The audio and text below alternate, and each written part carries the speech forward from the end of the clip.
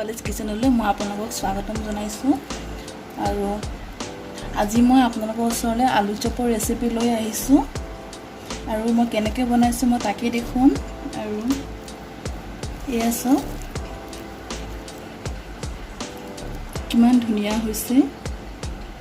আৰু এয়া আপোনালোকে সন্ধিয়া সময়ত চাহৰ লগত পৰিৱেশন কৰিব পাৰে।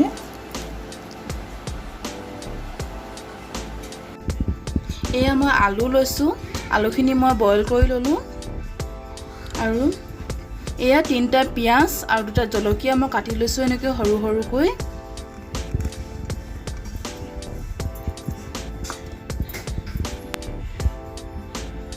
মিট মছলা দিছোঁ আধা চামুচ।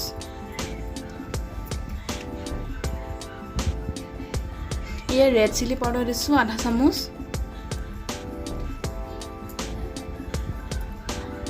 হালধি দিছোঁ অকণমান, নিমখ দিছোঁ সোৱাদ অনুযায়ী।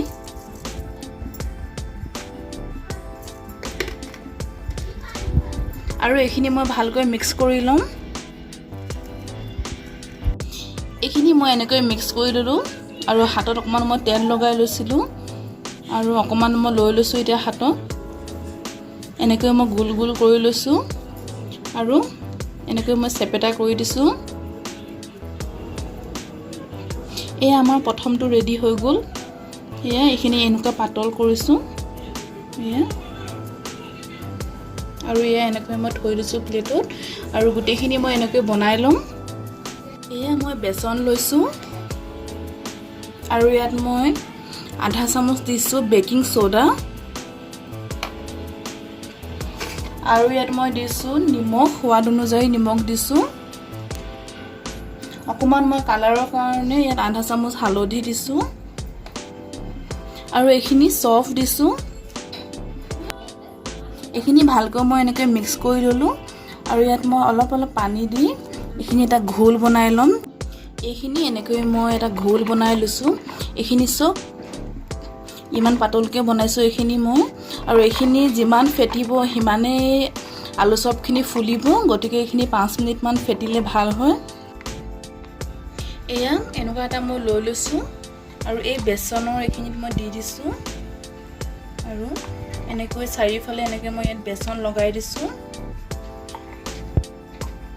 এয়া মই এখন কেৰাহীত মই তেল গৰম কৰিছোঁ। আৰু ইয়াত মই দি দিছোঁ এতিয়া এনেকৈ। আৰু জুইৰ ফ্লেমটো ল' মিডিয়াম ৰাখিব। একেবাৰে জুইৰ ফ্লেমটো বঢ়াই নথ'ব, নহ'লে পটককৈ জ্বলি যাব আৰু ভিতৰত ভালকৈ নিসিজিব। এনেকৈ এটা এটাকৈ মই দি আছোঁ। এয়া এইখিনি মই এনেকৈ ফ্ৰাই কৰি আছোঁ। আৰু এইখিনি ফ্ৰাই হ'বলৈ 4 পৰা 5 মিনিট সময় লাগিব। এইখিনি মই ফ্ৰাই কৰি মই দেখুৱাই আছোঁ আপোনালোকক।